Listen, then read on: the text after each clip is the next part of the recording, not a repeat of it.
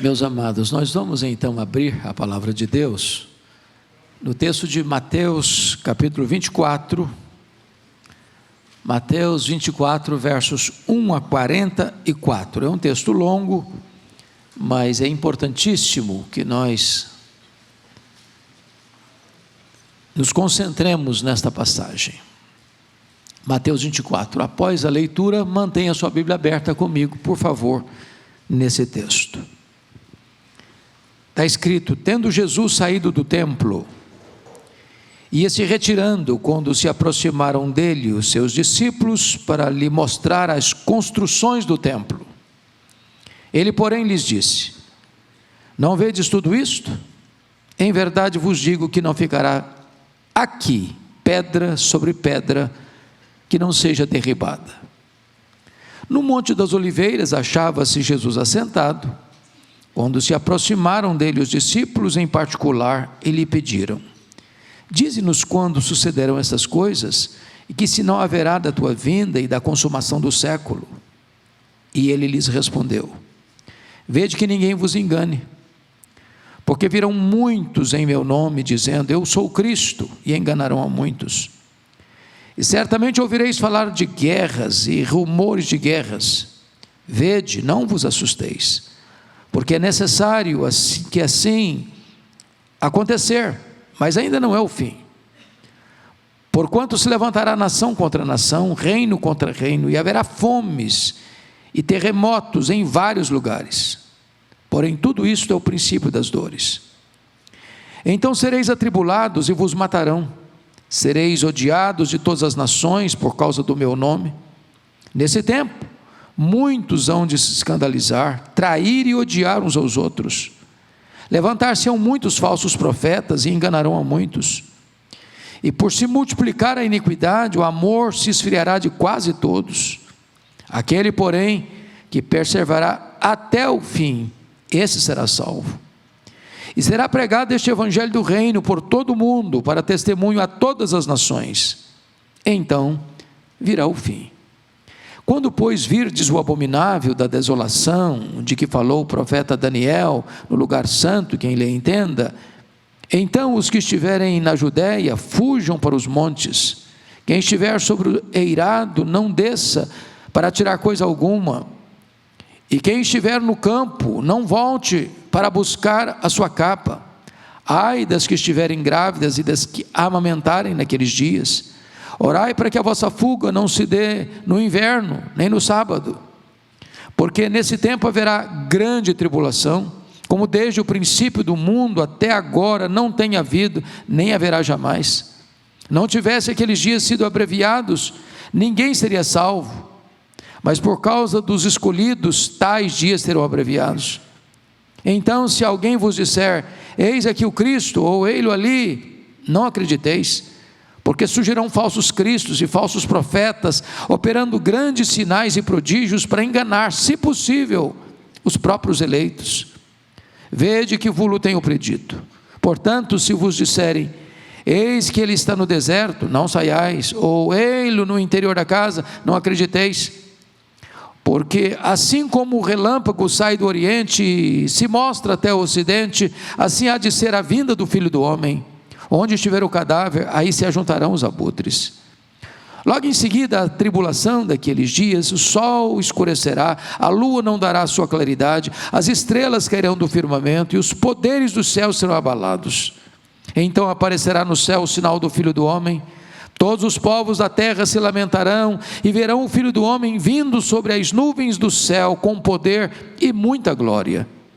E ele enviará os seus anjos com grande clangor de trombeta, os quais reunirão os seus escolhidos dos quatro ventos, de uma a outra extremidade dos céus. Aprendei, pois, a parábola da figueira. Quando já os seus ramos se renovam e as folhas brotam, sabeis que está próximo o verão.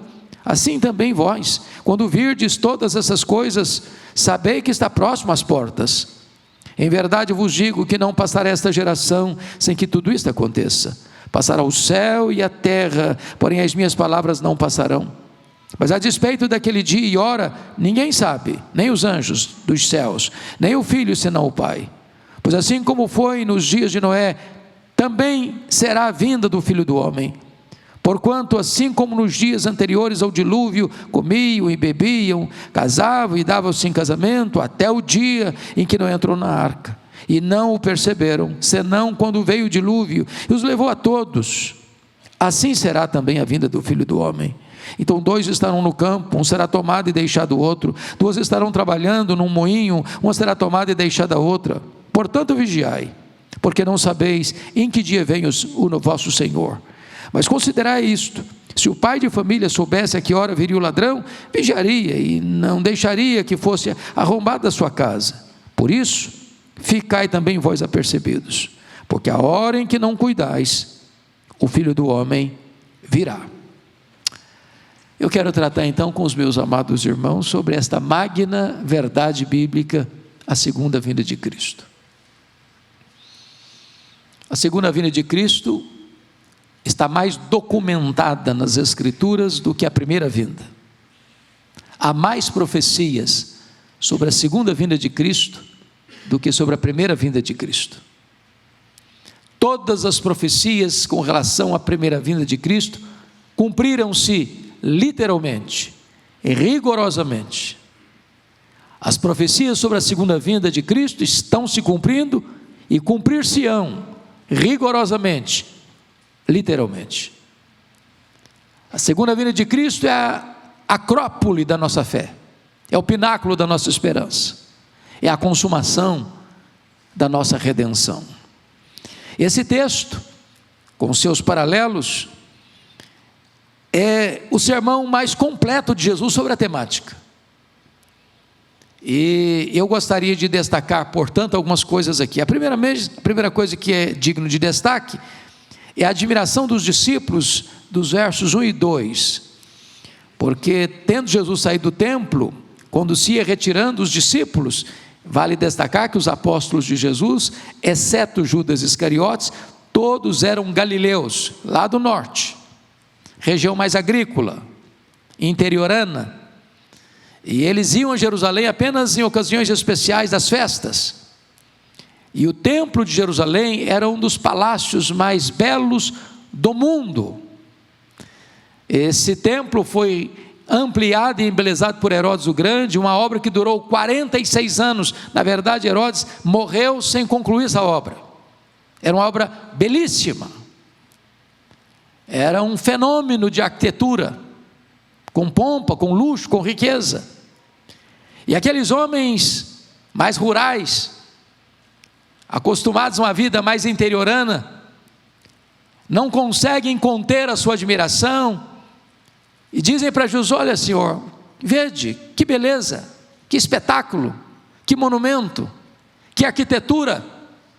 E eles estão extasiados quando escutam de Jesus uma expressão chocante, que os deixa perplexos, quando no verso 2 Jesus diz: em verdade vos digo que não ficará aqui pedra sobre pedra que não seja derribada. Obviamente Jesus está se referindo aqui ao cerco, ao sítio, ao entrincheiramento de Israel, normalmente de Jerusalém, no ano 70, quando Tito Flávio cerca a cidade, toma a cidade e destrói o templo de Jerusalém, não ficando de fato pedra sobre pedra. A única coisa remanescente daquele templo é parte do Muro das Lamentações, onde peregrinos visitam Israel e vão lá sempre que podem. Pois bem, agora o segundo ponto é a profecia da destruição de Jerusalém, da segunda vinda, como você pode perceber comigo no verso 3. Agora Jesus já não está mais ali no pátio do templo, Jesus já saiu para o Monte das Oliveiras. O Monte das Oliveiras é o melhor local para você ter uma vista panorâmica do templo. E então Jesus estava ali assentado, e se aproximam dele os discípulos, e em particular, lhe pediram: dize-nos, quando sucederão estas coisas? Que coisas? A destruição do templo. Então a pergunta era essa. Segunda pergunta: e que sinal haverá da tua vinda e da consumação do século? Segunda vinda e consumação do século são termos análogos, não são coisas distintas, dissemelhantes, são iguais. Então eles estão fazendo duas perguntas para Jesus: quando que Jerusalém vai ser destruída? E quando o Senhor voltará? Quando vai ser a consumação dos séculos?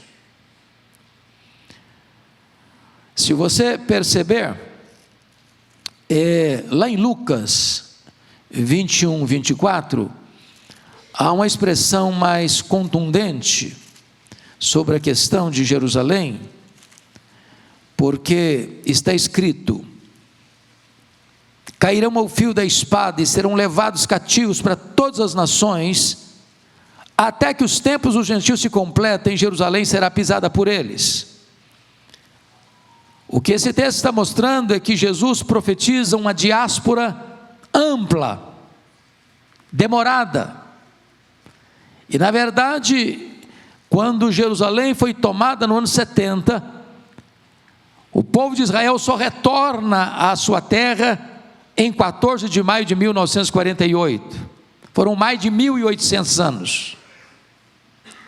E nesse sentido, Israel é um grande milagre da providência de Deus, porque com 1.800 anos de dispersão e sofrendo tantos massacres ao longo dos séculos, é o povo que preserva a sua cultura, a sua língua e a sua religião. Mas eu gostaria então que vocês voltassem comigo para Mateus 24, porque aqui nós temos uma pergunta e uma resposta. E a pergunta tem a ver: dize-nos quando sucederão estas coisas e que sinal. A pergunta é: que sinal? Como é que nós temos condições de avaliar isso? Quando o Senhor vai voltar? Quais são as pistas? Quais são os outdoors?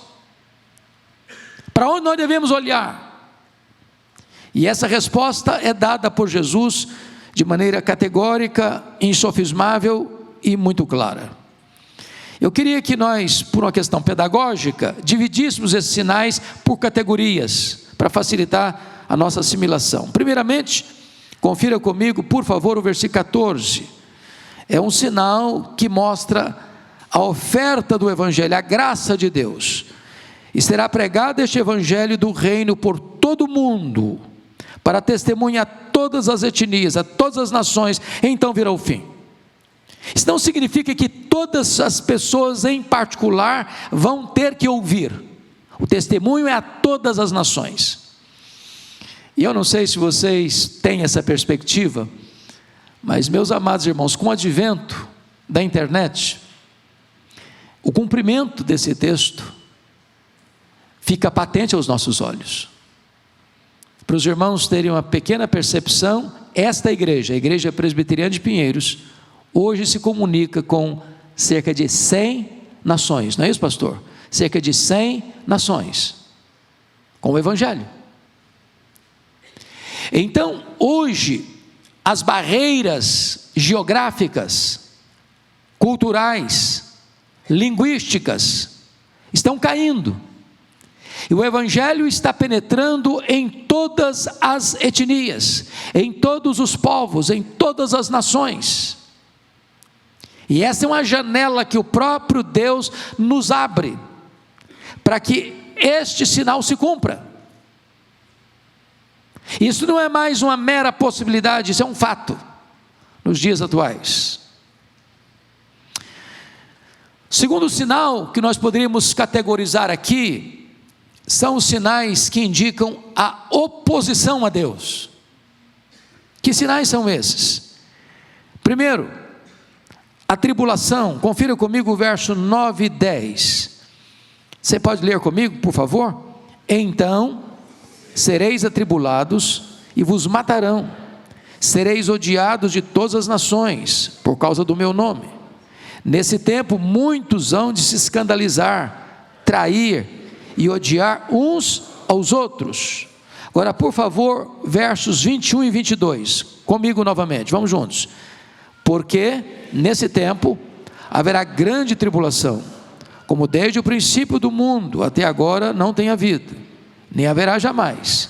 Não tivesse aqueles dias sido abreviados, ninguém seria salvo, mas por causa dos escolhidos, tais dias serão abreviados. Aqui, essa é uma expressão grande tribulação. A Bíblia usa outros termos para descrever o mesmo período. Por exemplo, a apostasia, a manifestação do homem da iniquidade, do homem sem lei, e o pouco tempo de Satanás. São 4 termos usados que tratam do mesmo tempo, ou seja, de uma perseguição cruel, massacrante sobre o povo de Deus. Não porque o povo de Deus está fazendo coisa errada, mas eles atacam o povo de Deus, a igreja de Deus, porque eles odeiam Cristo na igreja de Deus. E se nós olharmos como panorama histórico, o século passado foi o século que mais matou cristãos na história da humanidade. Hoje os cristãos são perseguidos nas cortinas de ferro, nas cortinas de bambu, janela 10x40. Os cristãos hoje estão sendo presos, torturados, assassinados pelo radicalismo religioso, pelas ideologias ateístas. Então esse sinal está aí, pulsando com muita eloquência, retratando para nós que o Senhor Jesus está às portas.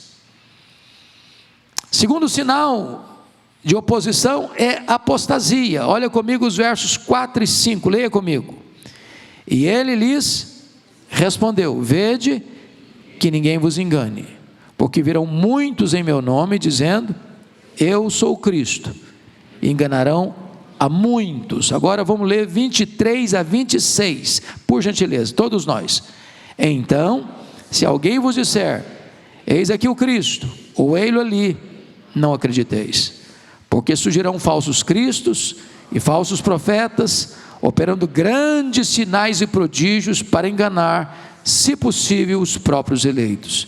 Vede que vos tenho predito.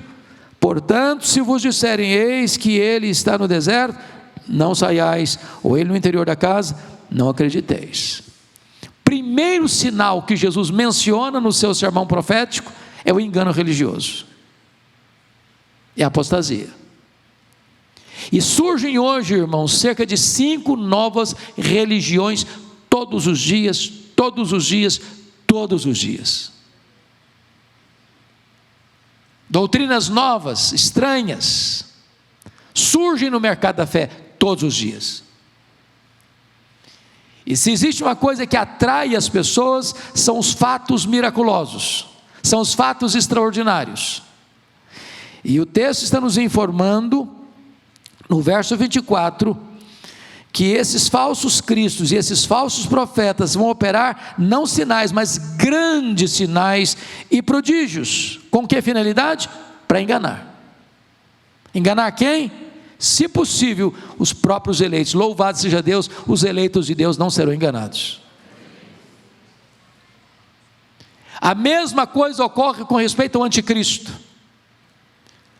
Todas as nações vão adorar o anticristo, exceto aqueles cujos nomes estão escritos no livro da vida. Ou seja, nenhuma ovelha de Cristo, nenhuma pessoa que nasceu de novo vai se render ao anticristo.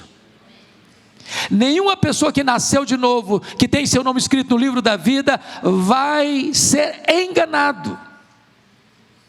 Que bênção, irmãos! A nossa salvação está assegurada, e assegurada pelo próprio Senhor Jesus. Hoje nós vemos o liberalismo teológico, hoje nós vemos o sincretismo religioso campeando no meio cristão, mundo afora. Isso é um sinal da segunda vinda de Cristo.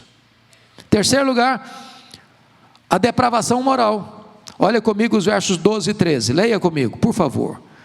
E por se multiplicar a iniquidade, o amor se esfriará de quase todos. Aquele, porém, que perseverará até o fim, esse será salvo. Então o que o texto está mostrando para nós é que o mundo está com o pé no acelerador,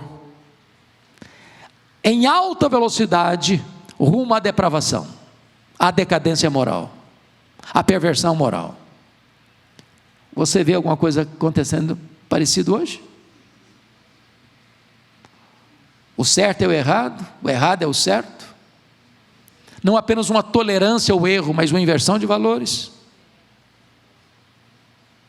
O que predomina é a filosofia hedonista, é a busca do prazer pelo prazer. As pessoas são mais amantes dos prazeres do que amantes de Deus. E toda essa inversão de valores, toda essa agenda de imoralidade, tentando ser transformada em leis, para que aqueles que querem viver uma vida digna, sensata, dentro de padrões de absolutos, sejam considerados pessoas que estão contra a lei.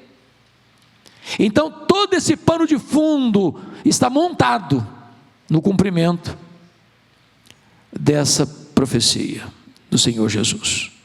Mas em quarto lugar, os que fazem oposição ao anticristo. Olha comigo o versículo 15, pode ler comigo? Quando, pois, virdes o abominável da desolação, de que falou o próprio Daniel, lugar santo, quem lê entenda. Então vamos ficar só aqui. Há uma superposição de imagens no sermão de Jesus. Ele pega a invasão de Jerusalém, a tomada de Jerusalém, a destruição de Jerusalém no ano 70, para ilustrar um outro líder de proporção mundial, a quem ele se refere, o abominável da desolação, também chamado de o homem da iniquidade pelo apóstolo Paulo. E preste atenção nisso, iniquidade, lá homem da iniquidade no grego é anomos, ou seja, o homem sem lei. O anticristo virá num contexto em que não se tolerará absolutos, é a ditadura do relativismo. Ele é o homem sem lei. Então quando você vê a sociedade se rendendo à ditadura do relativismo, na verdade o mundo está montando o cenário para o levantamento deste homem. O apóstolo João, e só o apóstolo João, o chama de anticristo. Não é um partido político, não é uma sociedade, não é um grupo religioso. O anticristo é uma pessoa, é um homem, é um líder. A Bíblia o caracteriza como 666, 666 é o seu número, e muitas interpretações já foram dadas, e não temos a pretensão de ter a última palavra sobre o assunto. Entretanto, penso que dentro da numerologia bíblica, 6 é o número imperfeito. 6 repetido 3 vezes é a consumação da imperfeição. E é por isso que a Bíblia vai dizer que ele vai receber toda a autoridade de Satanás. E é por isso que a Bíblia diz que ele vai exercer o seu poder na força de Satanás. E é por isso que a pergunta que se fará na época é: quem poderá lidar contra ele, contra o anticristo? Ele vai perseguir e ele vai matar os santos de Deus. Mas preste atenção nisso, porque às vezes as pessoas pensam que a igreja não vai estar mais aqui. É uma fortíssima corrente que entende assim, que a igreja vai ser arrancada daqui antes dessas coisas, mas a Bíblia diz que vai matar os santos.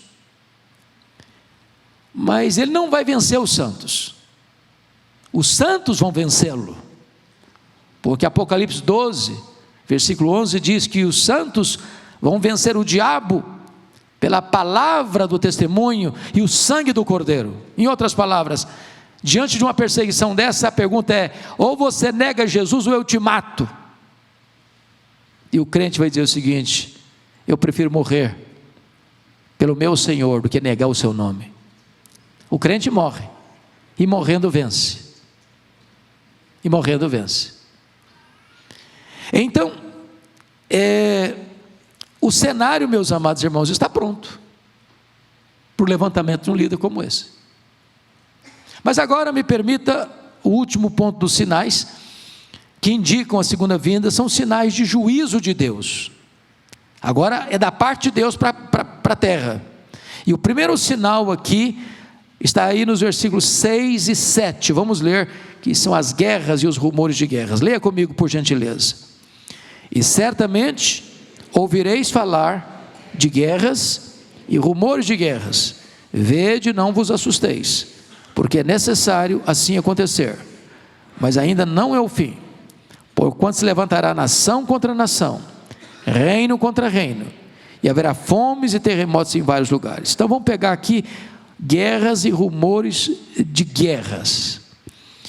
Nós temos que tomar muito cuidado para não sermos assodados nas afirmativas, porque, como o pastor Arival alertou agora há pouco, às vezes eu escuto algumas pessoas trazendo uma ideia de que esta guerra de Israel contra o grupo terrorista Hamas não é Israel contra os palestinos. É muito importante entender isso. É o fim. E tem gente que está quase afirmando que vai ser agora. E isso corre-se um grande risco, porque isso leva a pessoa a marcar datas ou épocas. Às vezes a pessoa não marca o dia, mas marca a época. E todas as pessoas que marcaram tempos ou épocas para a segunda vinda de Cristo se frustraram, fracassaram.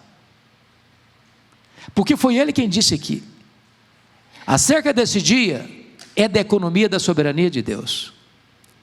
Todas as pessoas que se aventuraram a fazer essa marcação ou essa datação, fracassaram e vão fracassar.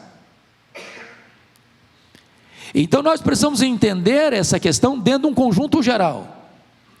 O mundo, já dizia Arnold Toynbee, grande historiador, é a história das guerras. Só no século passado nós tivemos duas chamadas guerras mundiais, onde na primeira foram mais de 30 milhões de pessoas ceifadas, e na segunda guerra mundial mais de 60 milhões de pessoas ceifadas, e depois você vai ver que hoje vivemos as guerras étnicas, as guerras tribais, as guerras religiosas, as guerras por interesses econômicos e tantas outras razões e motivações. O mundo é um barril de pólvora. Isso só nos aponta que Jesus está nos dando um sinal. Mas agora tem terremotos. Olha comigo o verso 7. Nós já lemos, porque está escrito aqui no verso 7, a parte B: e haverá fomes e terremotos em vários lugares. Lucas, tratando disso, 21:11, fala de grandes terremotos. Grandes terremotos. E meus irmãos, a história da humanidade está cheia de terremotos. Mas o que é curioso é que do século XX para cá, nós tivemos muito mais terremotos do que nos outros séculos da história. Nós temos, por exemplo, 46, o grande terremoto que atingiu o Vale do Rio Lico, aquelas cidades de Laodiceia, Colossos e Herápolis. 79, o grande terremoto que sepultou Pompeia. Temos em 1906 um grande terremoto que devastou São Francisco. Temos 1970 o grande terremoto que abalou o país chamado Peru, aqui na nossa América do Sul. E nós temos tantos outros que estão por aí todo dia, toda hora aparecendo nos jornais. Jesus está dizendo: olha, são sinais, fique atento, fique atento. Mas o versículo 7 fala também, preste atenção, que haverá fomes em vários lugares. Mas Lucas vai acrescentar que haverá epidemias, fomes e epidemias em vários lugares. A fome, de certa forma, é um resultado da guerra. Onde tem guerra, tem fome. Para vocês terem uma ideia, um míssil, você vê como um facho de luz sendo lançado, dá para comprar um míssil, 800 casas. Um avião de guerra, dá para comprar 500 mil sacos de trigo. Então, onde tem guerra, tem o quê? Fome. Se você pegar o orçamento das nações, o mais robusto orçamento das nações é para guerra. A maioria dos cientistas hoje trabalham para fabricar armas. Então, a fome é um subproduto, é um efeito colateral da guerra. Quando o Senhor trata das epidemias, nós tivemos muitas epidemias. Aliás, parece que todas as épocas da história tem uma epidemia que desafia a ciência. Nós tivemos o problema chamada peste negra, que dizimou 1/3 da Europa. Nós tivemos no século passado a chamada febre espanhola, que foi devastadora. Nós tivemos recentemente a Covid-19, que atingiu o mundo todo.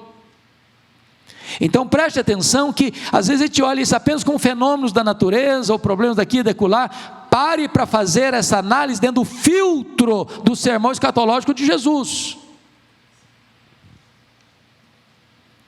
Bom, dito isso, irmãos, de forma bem rápida, o texto também vai nos mostrar a descrição de como será a segunda vinda do Senhor Jesus. Então, primeiramente, ela será repentina. Olha comigo o verso 27 e 28, leia comigo, por gentileza, vamos juntos. Porque, assim como o relâmpago sai do oriente e se mostra até no ocidente, assim será a vinda do Filho do Homem. Onde estiver o cadáver, aí se juntarão os abutres. O que ele está dizendo? Esse dia não vai ser óbvio, e esse dia vai ser rápido. Não vai dar para se preparar de última hora. Preste atenção nisso. Não crie expectativa de uma segunda chamada. Porque a visão que às vezes a igreja será arrancada daqui, e depois vem a grande tribulação, aí vem o anticristo, mas tem gente que dentro dessa perspectiva vai se converter. Então, se eu não for na primeira, eu vou na segunda. Cuidado para você não criar expectativas que não são verdadeiras. O que a Bíblia nos ensina com muita clareza é que a vinda do Senhor é única, que a vinda do Senhor é a consumação do século. Jesus vem, a cortina fecha, a porta fecha, não tem esperança mais, acabou. Ele veio como advogado, agora vem como juiz. Segundo lugar, a segunda vinda do Senhor, além de repentina, ela é gloriosa. Leia o verso 30 comigo, por gentileza. Então aparecerá no céu o sinal do Filho do Homem. Todos os povos da terra se levantarão e verão o Filho do Homem vindo sobre as nuvens do céu, com poder e muita glória. Aliás, Apocalipse 1,7 diz que todo olho verá, até aqueles que o traspassaram. Sabe o que significa isso? Lembra que ele foi cuspido, que foi espancado, que ele foi esbordoado? Lembra que colocaram uma coroa de espinho na cabeça dele? Lembra que ele foi surrado no pretório romano? Lembra que ele foi crucificado? Pois bem, quando Jesus voltar, na sua majestade e glória, duas coisas vão acontecer. Primeiro, os mortos vão ressuscitar. Que mortos? João 5, 28 e 29 diz que todos ouvirão a sua voz e sairão dos túmulos, uns para a ressurreição da vida, outros para a ressurreição do juízo. Até aquelas pessoas que bateram, cuspiram e esbordoaram Jesus, vão ter que vê-lo vindo na sua glória. Vai ser o fenômeno mais público da história e mais sonoro da história. Ele vem vitoriosamente, ele vem gloriosamente. Se você perceber no verso 31, ele vai enviar os seus anjos com grande clangor de trombeta, um sonido que vai e romper em toda a terra, e os quais reunirão seus escolhidos dos quatro ventos, de uma a outra extremidade dos céus. Que coisa maravilhosa, porque se você e eu estivermos vivos, o que a Bíblia diz, que depois que os mortos ressuscitarem, nós seremos transformados e arrebatados para encontrar o Senhor Jesus nos ares, e assim estaremos para sempre com o Senhor. De tal maneira que a ideia de arrebatamento na teologia de Paulo não é uma tirada da igreja daqui secretamente. O que seria isso? Imagine que nós estamos aqui hoje no auditório de umas 500 pessoas. Imagine que apenas 80% aqui nasceu de novo, 20% ainda não nasceu de novo. Dentro dessa visão de um arrebatamento secreto, 80% fugiria, sumiria daqui, e 20% ficaria olhando: o que está acontecendo? O que está acontecendo? Para onde foi? O que aconteceu? Ou dentro da linguagem do Tim LaHaye, deixados para trás, imagine você que o piloto é crente, e ele está a 10 mil metros de altura com o avião, e o piloto é arrebatado e o avião fica desgovernado. A ideia de arrebatamento de Paulo não é distinta de segunda vinda. O que Paulo está dizendo é que quando Jesus voltar, duas coisas vão acontecer. Primeiro, os mortos ressuscitam. Ele está falando para a igreja lá: os mortos em Cristo ressuscitarão primeiro. Depois, nós, os vivos, os que ficarmos até a volta do Senhor, seremos transformados e arrebatados para encontrar o Senhor Jesus nos ares, e assim estaremos para sempre com o Senhor. Bendito seja Deus. Mas, meus amados, me permita só concluir com o último ponto, que é a preparação para a segunda vinda. Nós precisamos ficar atentos a algumas coisas. Primeiro, essa segunda vinda vai ser precedida por sinais claros. Veja comigo os versos 32 e 33. Você pode ler comigo? Vamos juntos? Aprendei, pois, a parábola da figueira. Quando já os seus ramos se renovam e as folhas brotam, sabeis que está próximo o verão. Assim também vós, quando virdes todas essas coisas, sabei que está próximo às portas. Ele deu o que para nós? Sinais. Ele não marcou data, mas ele nos deu o que? Sinais. Você está vendo essas coisas acontecendo? Então ele está dizendo: ó, fique atento, fique atento. Segundo, a segunda vinda dele é imprevisível. Veja o verso 36 comigo. Verso 36 diz assim: mas a respeito daquele dia e hora, ninguém sabe, nem os anjos dos céus, nem o Filho, senão o Pai. Então não dá para marcar. Quem marca a data está contra o que Jesus ensinou. É imprevisível. Terceiro, a segunda vinda será inesperada. Olha o verso 37 a 39, leia comigo, por favor, 37 a 39, vamos juntos. Pois, assim como foi nos dias de Noé, também será a vinda do Filho do Homem. Porquanto, assim como nos dias anteriores ao dilúvio, comiam e bebiam, casavam e davam-se em casamento, até o dia em que não entrou na arca, e não o perceberam, senão quando veio o dilúvio, e os levou a todos. Assim também a vinda do Filho do Homem. Aliás, no versículo de número 43, ele diz: mas considerai isso, se o pai de família soubesse a que hora viria o ladrão, vigiaria e não deixaria que fosse arrombada a sua casa. Então, o dilúvio pegou o povo de quê? De surpresa. Surpresa. Agora, eu quero chamar a atenção de um ponto aqui com vocês. O que acontecia no dilúvio, irmãos, que está registrado aqui? Comiam, bebiam, casavam e davam-se em casamento. Eu pergunto a vocês: tem algum pecado nisso? Comer, beber, casar, dar-se em casamento? Qual era o problema aqui? O problema é que uma geração pode estar fazendo coisa boa: comer, beber, casar e dar-se em casamento.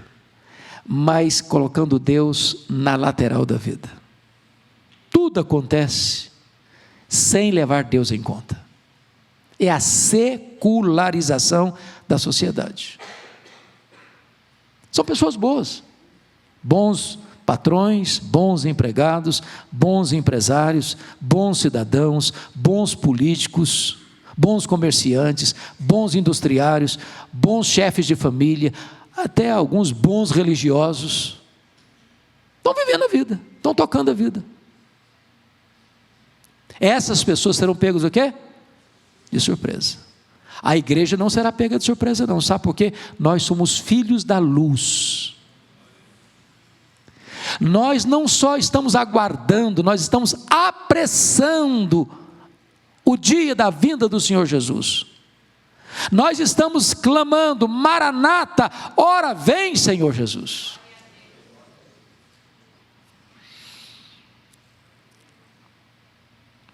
Me permita concluir então,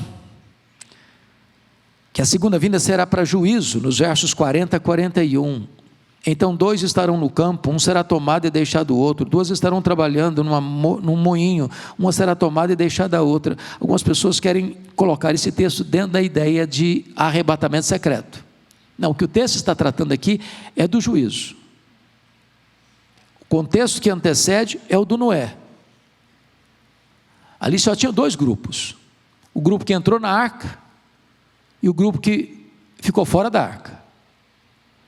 O grupo que está salvo e o grupo que perece. O tomado é o tomado para o Senhor, o deixado é o deixado para juízo, e juízo condenatório. E finalmente, o Senhor nos alerta sobre a necessidade da vigilância nos versos 42 a 44. Por favor, leia em voz alta comigo, 42 a 44. Portanto, vigiai, porque não sabeis em que dia vem o vosso Senhor. Mas considerai isto: se o pai de família soubesse a que hora viria o ladrão, vigiaria e não deixaria que fosse arrombada a sua casa. Por isso, ficai também vós apercebidos, porque a hora em que não cuidais, o Filho do Homem virá. Então, ninguém fique desavisado. Ninguém fica sem desculpa. Alertados pelo próprio Senhor Jesus, todos nós estamos sendo. Que Deus nos ajude a esperar, a aguardar e a apressar esse glorioso dia da volta do Senhor. Será o melhor dia para a nossa história, mas será o pior dia para aqueles que não se prepararam. A ordem profética é: prepara-te, ó Israel, para te encontrares com o Senhor teu Deus. Que Deus nos abençoe. Amém.